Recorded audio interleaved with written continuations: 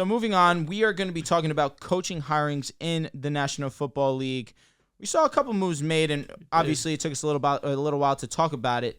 First, we're going to talk about Shane Steichen going to Indianapolis. Joel, I want to start with you. What are your thoughts and opinions on Steichen going to Indianapolis? Hopefully Jim Irsay doesn't screw this up. That was my first thought, because when you see the press conference, Steichen's up there with Chris Ballard and Jim Irsay, and in the interview, Jim Irsay says, well, it's obvious we brought this guy in here to develop a young quarterback, and he said, and I quote, we like that young kid from Alabama too. Don't know why you'd put your business out there. Maybe it's a smokescreen. They really like C.J. Stroud and one of these other quarterbacks. But I like this move for the Colts. This coaching cycle, there wasn't a ton of names that you loved outside of like Sean Payton, right? There wasn't a ton of guys that you looked at and said, these are home run hires, like D'Amico Ryans a lot, especially. But there wasn't like a Brian Dable I really saw that I thought would be fantastic. So Steichen was really the one offensive-minded head coach on Philly, helped develop Jalen Hurts, that I saw as one of the more promising hires available. And the fact that the Colts got him is a good sign. They're obviously going with the quarterback in the draft. Whether they stay at 4, they trade up to number 1, wherever they might be, I think it is a 95% chance they're going quarterback. And the fact that their owner went out and said it, I think only confirms that fact. It's really just a matter of how aggressive they want to get to move up to the number 1 pick. But to talk about Steichen a little bit, Jalen Hurts deserves a lot of credit, right? What he does in the offseason, the work he puts in, credit goes to Howie Roseman too, bringing in A.J. Brown.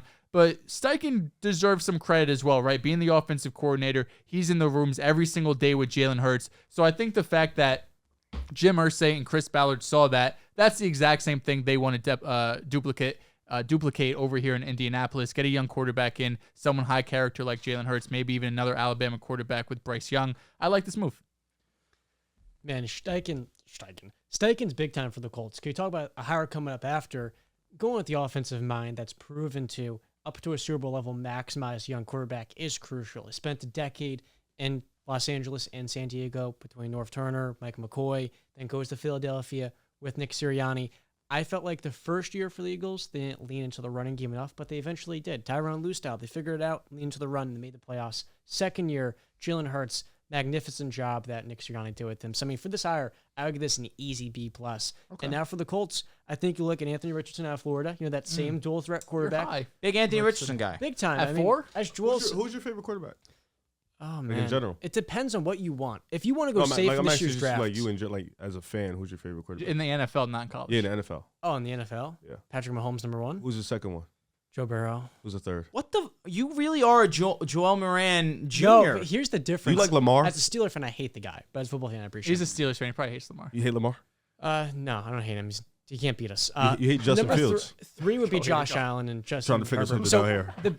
The quarterbacks in this draft, for me, I mean, Anthony Richardson is the most tantalizing with how, I think he's Justin Fields. And then with C.J. Stroud, the floor is so high with him, but the ceiling is lower simply than Anthony Richardson, I think. And then Bryce Young, he's the most fascinating, but at his size, as Joel said, I am really concerned with the fact he's 190 pounds. How much? In the NFL, you need to get bigger, big time. And I feel like he's a special prospect, but at the next level, that lack of size can really put a cap on him. But yeah, if I'm the Colts, I'm looking at Anthony Richardson around that 4 slot, and it's going to sound crazy to most people, but because of that rushing ability, especially the offensive line too, coming together for the Colts. Well, it came together a little bit in the second half of the season. It was really bad early. I remember that Patriots game, which got right. Benching Matt Ryan maybe helps. Oh, yeah. Benching Matt Ryan does help a little bit. Yeah, he's old. Early in the year, it was really bad. But they started to figure things out on the left side. I think if he was plugging 1 or 2 gaps with what they had in the veterans, that Colts offense line could be fine. And for Steichen, I keep calling her Steichen. It's tough. They had to deal with Jim Irsay. That is a big question mark. But in the past, Irsay wasn't an issue. So I wonder, will he take a step back as he did in the years before? And ideally for him, this would be a great job to get this Colts team back on track, man. They could have been a playoff team if they didn't bench Ryan and do all the other nonsense. Well, I think even with Ryan, they weren't a playoff I'll be honest, they benched They're Ryan. 500. They're 500 with them. Their offensive line was dog They dude. benched But it got Ryan. better as the That's year like went saying on. the Jets were 5-2 with Zach Wilson. Yeah, be serious. Yeah, I mean, Jonathan Taylor too missed a huge chunk of the season with his ankle. They should have been a So, playoff team because of the lack of competition in their division. Well, there's no doubt about it. That's a down year for them. I think for Steichen, this is a good job for him, but for the Colts, this was an amazing hire. I mean, Irsay could have ruined this, and they're so lucky they're able to fall back. And then go with Jeff Saturday is basically what you're saying. Yeah, big time. Shout out to him on the boat. Just like, yeah, you know the deal. It just would have been so Jim Irsay to fucking bring back Jeff Saturday as the head coach. But go ahead, Riv. I'm in pain. Nah, Oh, I'm not. No, that hurts. coordinators. That hurts. No, we lost everybody. It's fucking insane. That's what happens though when you go far, you win, you get recognition for the guys. Shout out to them. I hope they do well. He beat out 13 other guys. That's a lot of people. It's saying 2 to 3. 13 is a lot of guys. You know, great qualities, great leader. You know, our offense in Philly loved him. You know, he was the guy who was he was working every day with the guys every day, watching film. Good play caller. You know, he drew up some amazing plays this year. Yeah, I mean, man. we were one of the best offenses in the league. And the Colts have one of the worst offenses in the league. They're like bottom 5 in every single offensive statistical category. Like, wherever you want to look, the Colts are probably at the bottom 5. So I think it's interesting. It's always interesting for me, because I was talking about it with somebody the other day. The transition from offensive coordinator to coach is so much more responsibility. I mean, anything to coach in general, especially in the NFL, because you have to understand play calling, you have to understand clock management, you have to understand managing the whole team, you have to understand managing just the media. Like, it's so much to it. And I hope Steichen, I feel like we prepared him for this moment, so he should be ready. I mean, the Colts are a shit show right now, but you have some promises. You have Jonathan Taylor, you have Michael Pittman Jr., who I think is really good. The offensive line does need to still get some work in. You still need to bring in more receivers, and you need a quarterback. I think the most important thing for offensive coordinators is to have a quarterback. You know, when you don't have a quarterback, at least even a bridge, it's kind of hard to kind of maneuver that. And I think for the most part, Indianapolis has been fine with bridges outside of Wentz. You know, they had Jacoby Brissett. They had Phillip Rivers, who was still good. They made the playoffs with him. So they've been fine, kind of teetering in that middle of the pack range. But for me, A- signing. I think this signing is definitely, you get the coach. You have somebody that can instill a confidence, instill a culture into this program that needs it badly. And somebody with that Philly blood in them. When you got that Philly blood in them, you know you're tough. It's different. Brotherly love. You know, that heart and soul is deep. Shout out to him, though. In my opinion, this was the second best offensive. Let me not say offensive, excuse me. This was the second best head coach hiring this offseason outside of Sean Payton, in my opinion. Like more than D'Amico. D'Amico definitely is up there, absolutely. He was one of the prime candidates, but you and I think similarly, where I think this is an offensive-minded league. That is the way that it is trending toward, especially in 2023.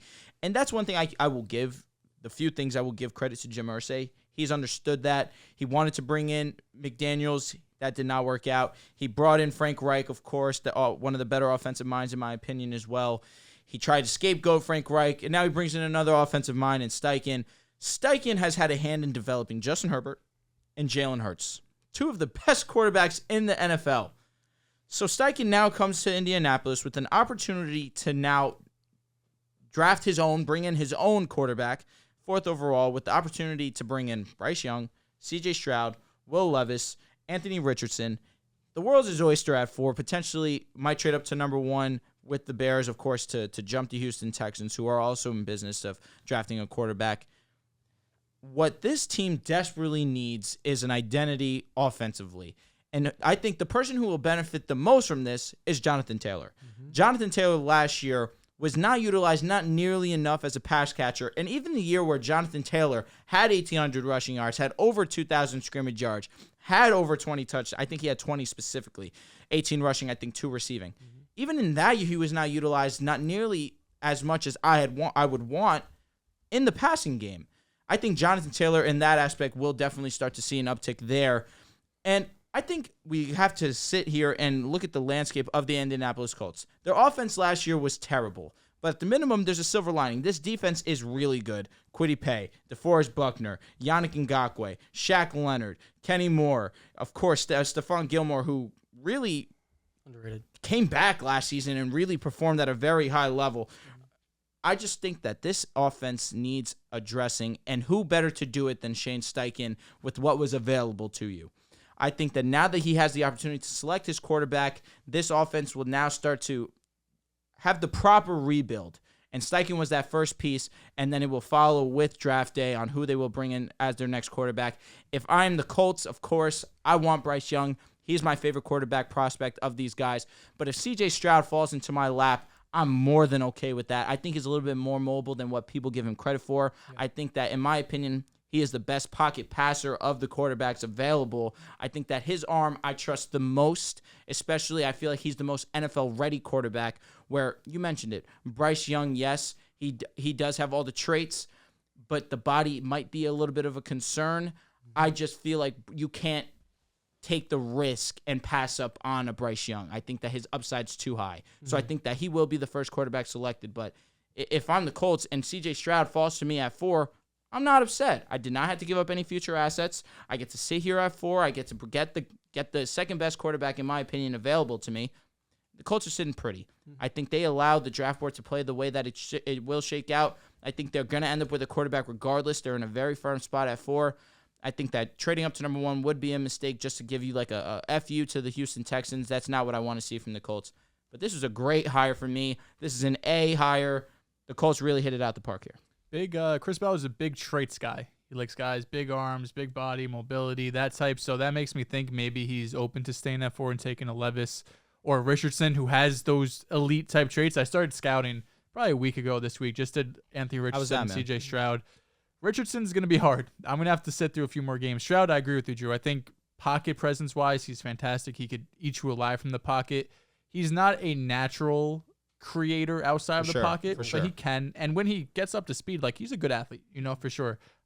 Richardson's going to be harder, though, because he makes some easy things look really hard, and he makes some ridiculous throws make it look really easy. So he's going to be so much of development and where he lands. Like, if he ends up landing with a great coaching staff like Carolina, I would love. The Giants, I would love, although that's probably too far. He's going to matter a ton on who's in the room with him every day.